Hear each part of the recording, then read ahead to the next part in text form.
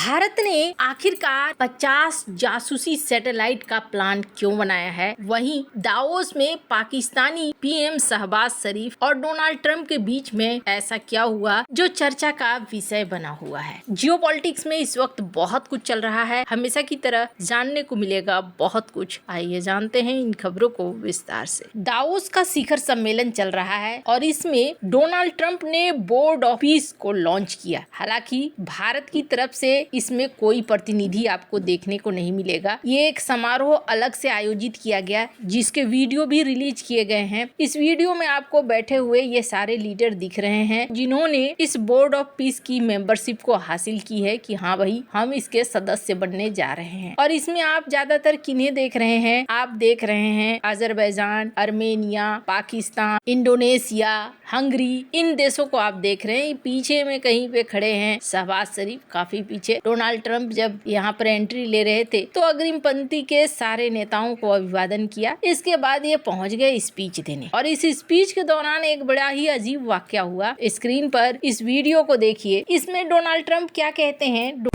Great friends of mine. I think, let me see. Yeah, every one of them is a friend of mine. Let's see, a couple I like, a couple I don't like.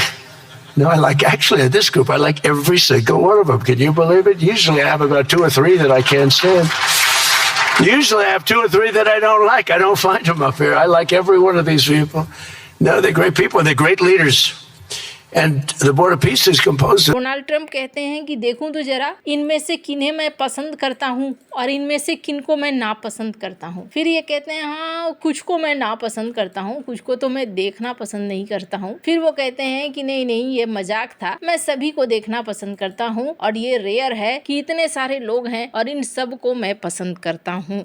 ये एक मजाक था या सच था? Donald Trump इस वक्त जिस तरीके से बातें करते हैं ना, वो अपने आप को जहांपना और बाद बाकी को तुच्छ प्राणी की औकात याद दिला देते हैं। खैर ये चीज तो देखने को मिली, लेकिन यहाँ पर पाकिस्तान के पीएम शहबाज शरीफ भी पहुंचे थे। हालांकि आपको बता दूं दावोस सम्मेलन में पाकिस्तान की तरफ से एक बड़ा डेलीगेशन भी पहुंचा है। हालांकि पाकिस्तान में बहुत सारे लोग ये भी सवाल कर रहे हैं कि जब हमारी इकोनॉमिक हालत इतनी खराब है तो ऐसे में दावोस में बड़ा डेलीगेशन नहीं जाना चाहिए। लेकिन यहाँ पर पहुंचे हैं असीम मुनीर भी। सबसे बड़ी बात यह है कि ये चीज जाहिर होती है कि पाकिस्तान में असली ताकत किसके पास है। अब इस बीच जब शहबाज शरीफ पहुंचते हैं साइन करने के लिए कि हाँ जी मैं भी इस बोर्ड ऑफ पीस का मेंबर बन गया हूँ, तो यहाँ डोनाल्ड ट्रंप को वो दिखलाते हैं, देखो जी देखो भीड़ में वो असीम मुनीर बैठा हुआ है। और डोनाल्ड ट्रंप उस तरफ देखते हैं, अच्छा वहाँ बैठा है, बढ़िया बढ़िया। अब आपको समझ में आ रहा होगा कि यहाँ पर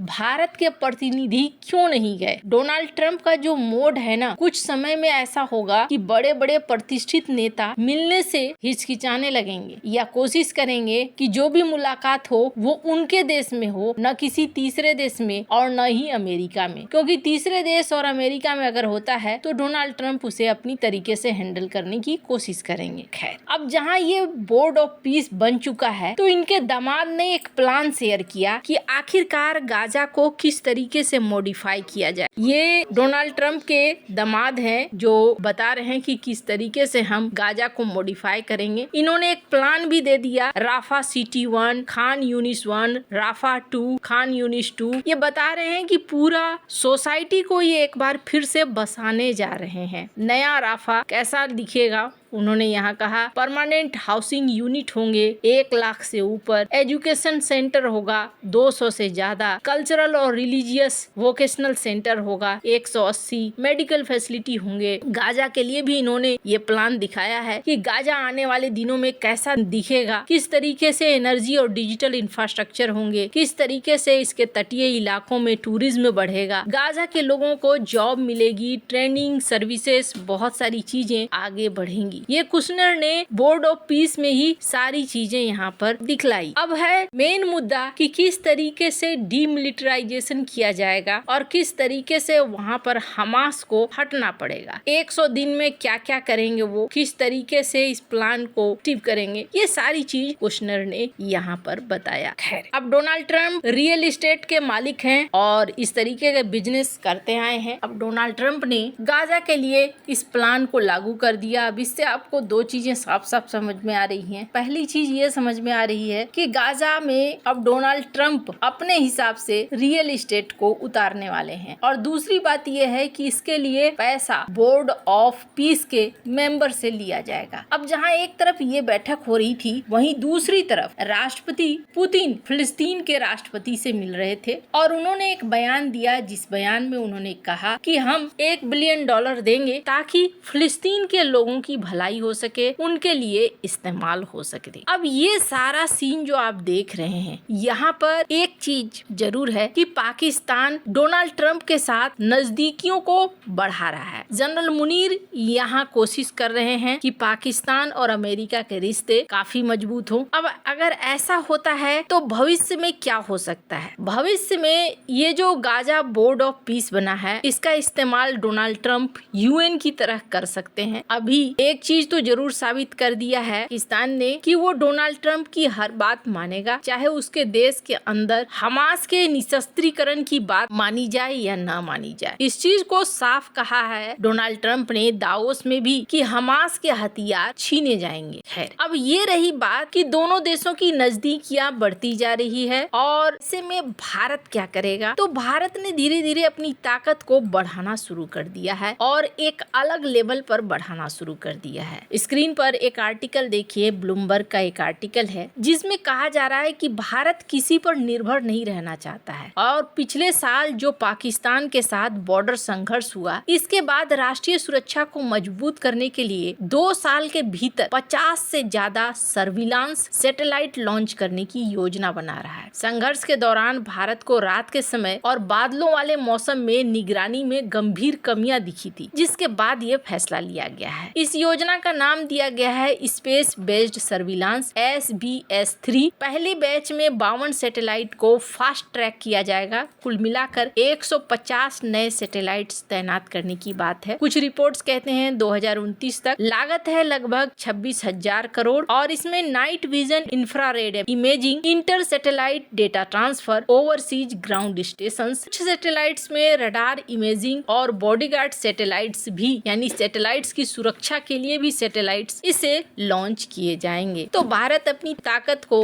लगातार बढ़ाता जा रहा है। अब आने वाला समय किस तरफ मुड़ता है, देखने वाली बात होगी। आपको क्या लगता है इन सब विषय में? आपकी क्या राय है? कमेंट कर जरूर बताएं। जल्द मिलते हैं अगले वीडियो में नई खबर के साथ।